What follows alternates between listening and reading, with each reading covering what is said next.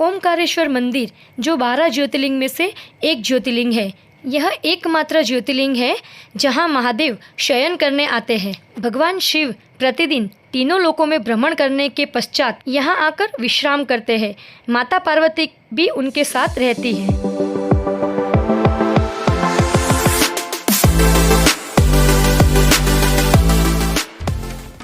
ओमकारेश्वर मंदिर भारत के मध्य प्रदेश के खंडवा जिले में स्थित है। यह मंदिर नर्मदा नदी के बीच मांधाता या शिवपुरी नामक द्वीप पर स्थित है। यह द्वीप हिंदू पवित्र चिन्ह ओम के आकार में बना है। यह 2 मंदिर स्थित है, ओमकारेश्वर और अमरेश्वर। यह भगवान शिव के 12 ज्योतिर्लिंग में से एक है। गाइस, यहाँ पे हम लोग पार्किंग करेंगे, फिर ओमकारेश्वर मंदिर में दर्शन करेंगे। तो पार्किंग एरिया से पैदल चलते हुए हम लोग ओमकारेश्वर मंदिर में दर्शन करने के लिए चले।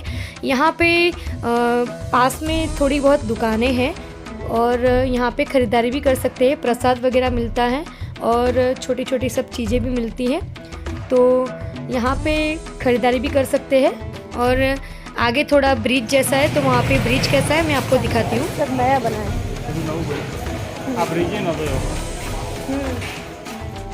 तो यही वो ब्रिज है जहाँ से होते हुए हमें ओमकारेश्वर मंदिर में दर्शन करने के लिए जाना है। तो चलिए चलते हैं ब्रिज के ऊपर से ओमकारेश्वर मंदिर के दर्शन करने के लिए। तो चलते चलते हम आपको थोड़ी बहुत जानकारी भी देते जाएंगे इसकी।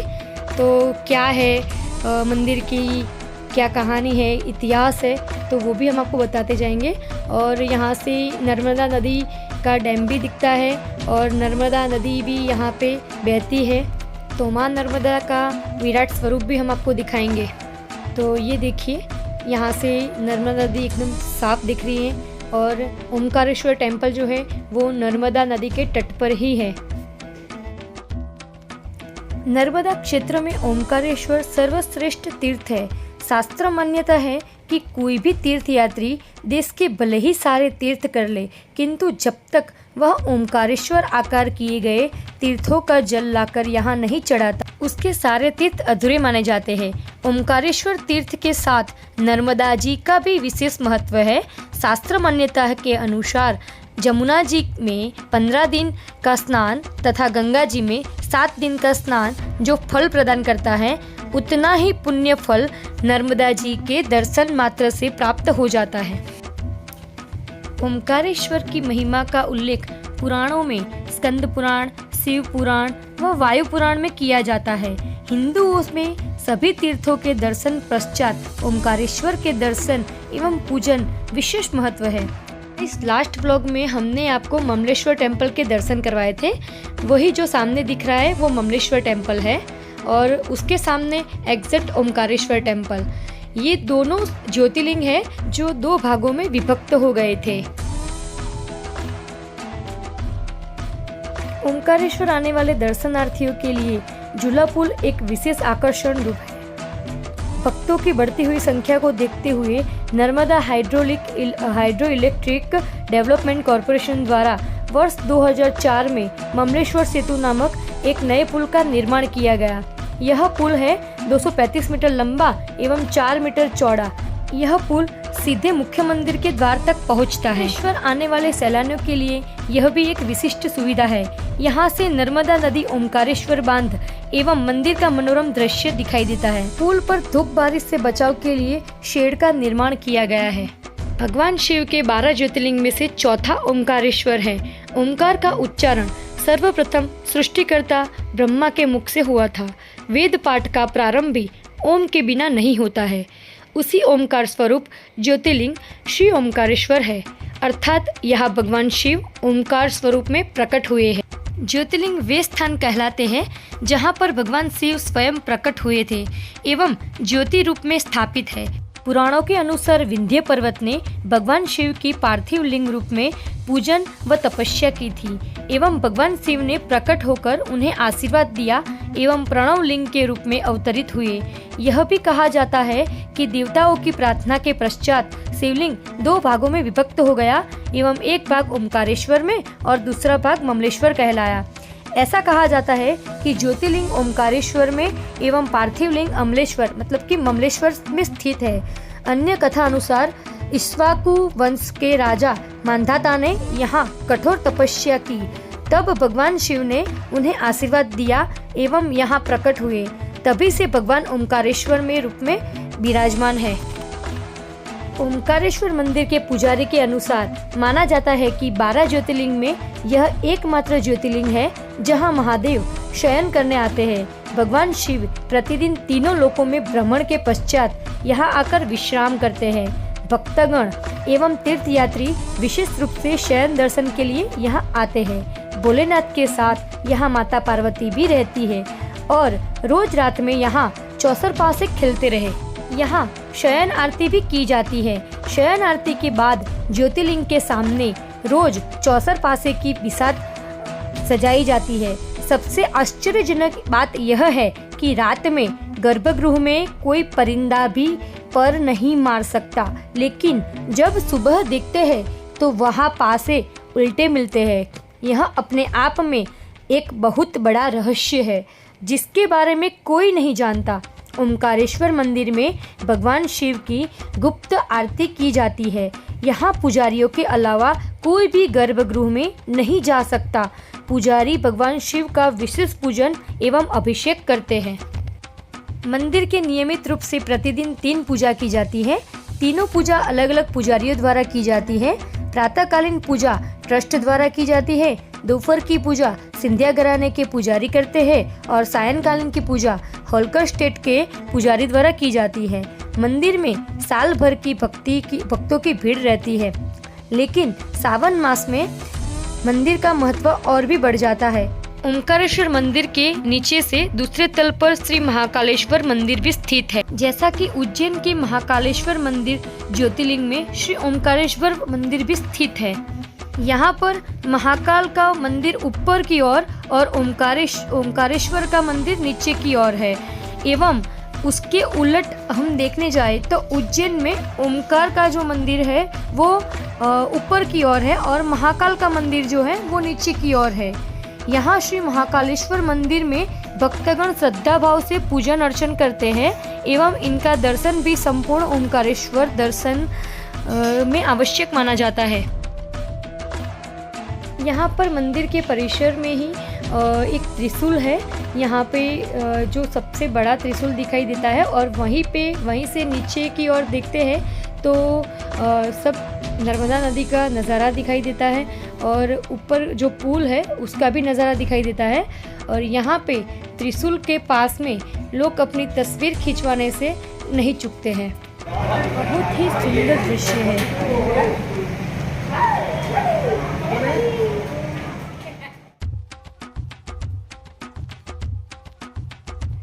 तो गाइज़ अपना ध्यान भी रखिएगा क्योंकि यहाँ पे बंदर बहुत सारे हैं जो नुकसान भी पहुँचा सकते हैं।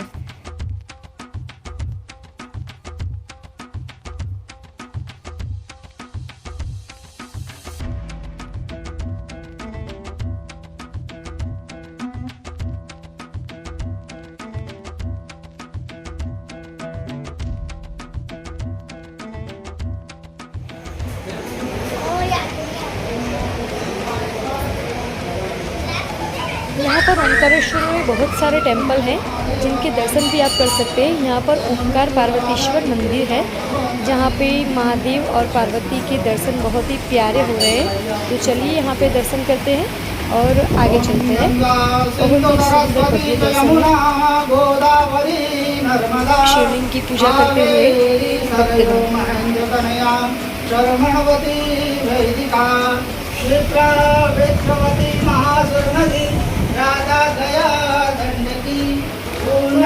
पूर्ण जले समुद्र सहिता। यहाँ पर श्री शनिदेव महाराज के भी दर्शन हो रहे हैं। बहुत ही प्यारे दर्शन हो रहे हैं। यहाँ की सब दुकानों में शिवलिंग और पूजा का सब सामान मिलता है, तो यहाँ पर आप खरीदारी कर सकते हैं।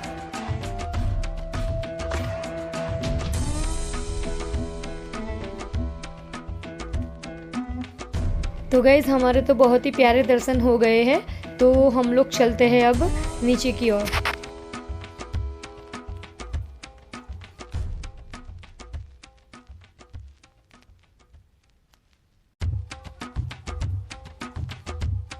बम बोले। बोले शंकर महादेव, हर हर भोले महादेव, हर हर भोले महादेव, बम बम महादेव की जय। पुल के ऊपर से भी यहाँ पे बहुत ही अच्छा नज़ारा दिखता है नर्मदा नदी का।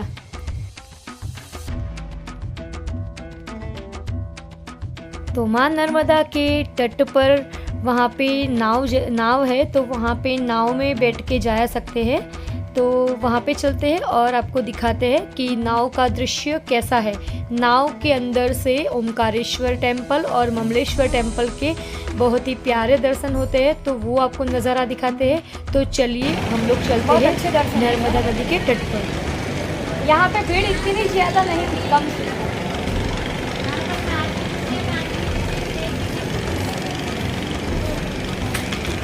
थोड़ी गर्मी है, एक बार बारिश आ जाए तो अच्छा लगेगा।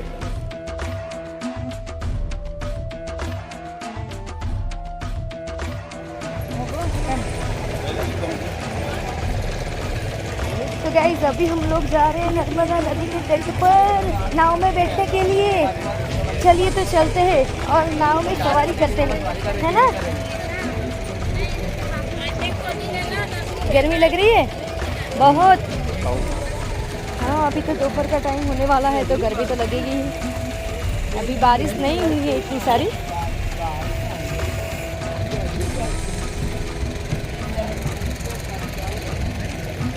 चलिए चलते हैं नाव में बैठने के लिए और आपको दिखाते हैं नर्मदा नदी। नर्मदा नदी का तट है, यहाँ पे सब लोग स्नान कर रहे हैं।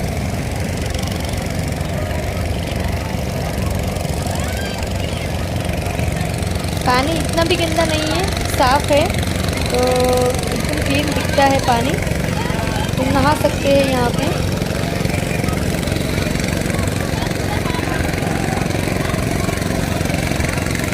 जय नर्मदा मैया।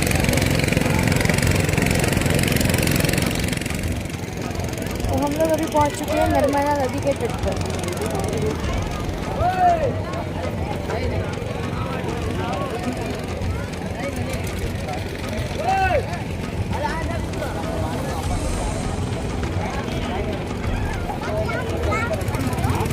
नाव में चलना है, चलिए तो फिर।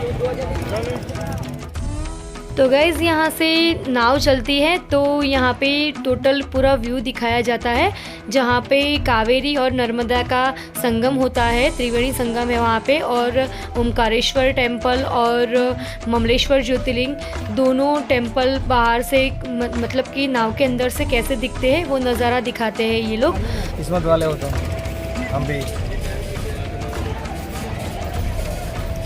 देखो ये साइड वाली बोट कैसी, देखो ये साइड वाली कैसी बोट है। यहाँ पे बोट में जा रहे हैं त्रिवेणी संगम, तो घूमेंगे त्रिवेणी संगम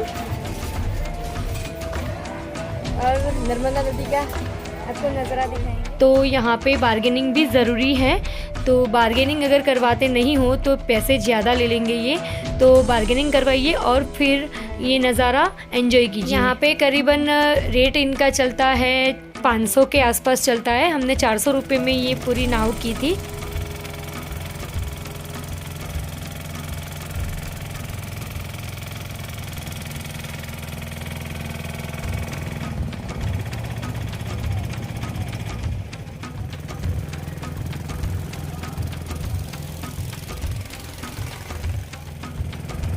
यहाँ पर ओमकारेश्वर में भक्त एवं पुजारी नर्मदा जी की आरती करते हैं एवं प्रतिदिन संध्या काल में नदी में दीपक प्रवाहित करते हैं। इसे दीपदान कहते हैं। नर्मदा जयंती एवं अन्य पर्वों पर यह कार्य बृहद स्तर पर किया जाता है। यहाँ नर्मदा 2 भागों में बंटकर एक द्वीप का निर्माण करती है, जिसे पुराणों में वैदुर्यमणि पर्वत कहा जाता है, जहाँ पर ओमकारेश्वर ज्योतिर्लिंग स्थित है। इस द्वीप के उत्तर में कावेरी नदी मानी जाती है, जो कि चौड़ी एवं उथली है, तथा उत्तर में नर्मदा है, जो संकरी एवं गहरी है। नर्मदा एवं कावेरी नदी का संगम ओमकारेश्वर में होता है। दोनों नदियां मांधाता द्वीप के इर्द गिर्द बहती है एवं यहाँ मिलती है। मुख्य शहर से मंदिर की ओर देखो तो यह बाएं ओर है। संगम 2 नदियों के मिलने का स्थल होने के कारण पवित्र माना जाता है।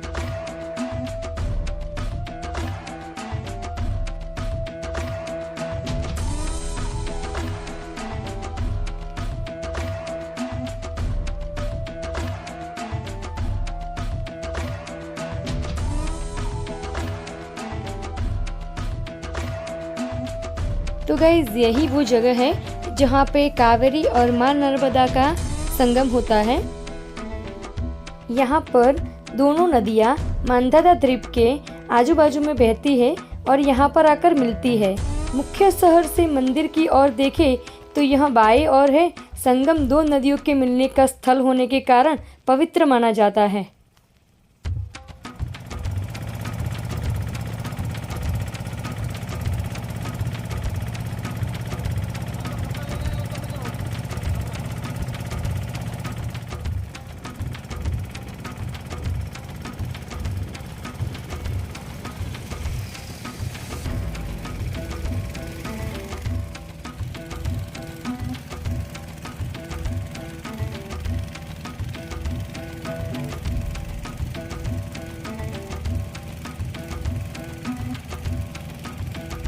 यही वो नज़ारा है जो 12 ज्योतिर्लिंग में से ज्योतिर्लिंग जो है ओंकारेश्वर और ममलेश्वर टेम्पल, वो दोनों भागों में बट गए थे। तो यहाँ पर जो है वो ओंकारेश्वर टेम्पल है और सामने की ओर जो है वो ममलेश्वर टेम्पल है।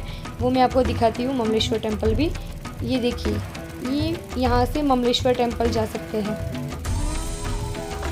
ओंकारेश्वर में वैसे तो बहुत सारे घाट हैं, लेकिन कोटि तीर्थ घाट जो है वो मुख्य मंदिर के ठीक सामने स्थित है। सभी घाटों में सर्वाधिक महत्वपूर्ण माना गया है। यहाँ एक डुबकी लगाने से करोड़ों तीर्थों का पुण्य प्राप्त होता है। और घाटों में यहाँ पे गौमुख घाट है, भैरव घाट है, केबलराम घाट है, नागर घाट है, ब्रह्मपुरी घाट, संगम घाट, अभय घाट, वैसे बहुत सारे घाट हैं। यहाँ नदी का प्रवाह सतत एवं स्थिर है एवं जल अत्यंत ही शुद्ध है। घाटों पर नदी की गहराई अधिक नहीं है एवं श्रद्धालु आसानी से यहाँ पर स्नान कर सकते हैं। तो गाइस हमारे यहाँ पे ओंकारेश्वर की यात्रा यहाँ पे पूर्ण करते हैं। तो यहाँ से हमारा पूर्ण दर्शन हो चुके हैं, तो हम लोग यहाँ से निकलते हैं आगे जाने के लिए।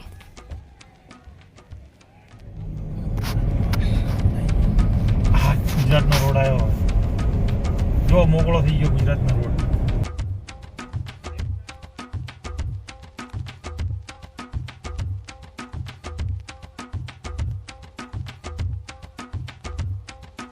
तो गाइज यहाँ से हम लोग एमपी में से गुजरात में एंट्री कर रहे हैं। तो यहाँ पे चेक पोस्ट है।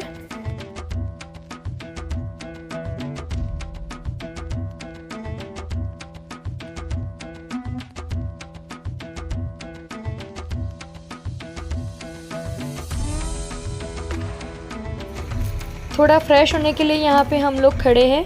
तो यहाँ पे आम का पेड़ है, बहुत अच्छी अच्छी आम है और कच्ची भी है और पक्की भी है। ए एमने ना लेवा दे।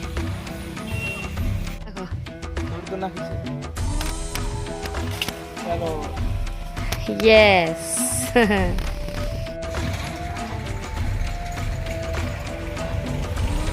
अरे वाह,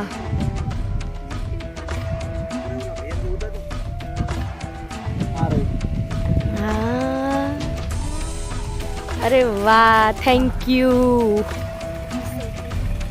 बस एक दो बस उतार दो, बहुत हो गई, बहुत ज़्यादा मत उतारना फिर खराब हो जाएगी।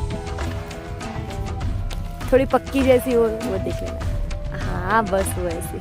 तो ये भाई ने हमको हेल्प करके थोड़ी आम उतार के दी है। और मुझे तो खट्टी चीज़ बहुत पसंद है और उसमें से आम को तो देखकर मुझे मुंह में बहुत ही पानी आ जाता है। अभी क्या पानी पा रहे हो उसको? डांगर डांगर चोखा नहीं? हाँ चोखा। और तुम्हारा ही है ये सब खेत तुम्हारा है? हाँ। अरे वाह, क्या रिंच रिंच यहाँ पे आते हैं? एम गुड़ा खाई जाए। માણસને મારે હુમલો કરે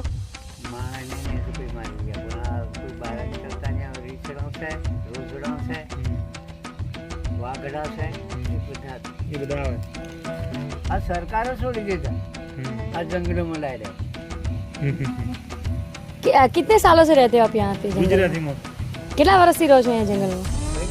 આખી જિંદગી શું કેટલા વર્ષ જિંદગી ડોહા ના ડોહા તો 80 વર્ષ થયા તમને? તો ડોહાના ડોહા જિંદગીના તલોક દેવતીના આખે એમના બાપ દાદા બધા આ એરિયામાં રહે, આપણા બાપ દાદા એ એરિયામાં રહે. અહીંયા કેટલું આમ જન્નત જેવું નહીં લાગતું, કેટલું હરિયાળી અને એ હરિયાળી. જોઉં ને યાર આ કેરી તોડતા હતા ને તો એવું જ લાગે છે. રહેવામાં જ મજા આવે છે. જોયું ઓલા વચ્ચે મકાન ચારે બાજુ ઝાડ. ચારે બાજુ ઝાડને વચ્ચે મકાન એ અને આપણે તો આમ જોવા એટલે હુકો ભંડ પડ્યું હોય બધું. तो गाइज़ यहाँ पे हमारे ओमकारेश्वर का ट्रिप ख़त्म करते हैं. तो आपको हमारे वीडियो कैसे लगे हमको कमेंट करके ज़रूर बताइएगा. और अगर आप मेरी चैनल पे नए हैं तो मेरी चैनल को सब्सक्राइब ज़रूर कीजिएगा. तो मिलते हैं हम आपको नेक्स्ट ब्लॉग में. तब तक के लिए जय द्वारकाधीश.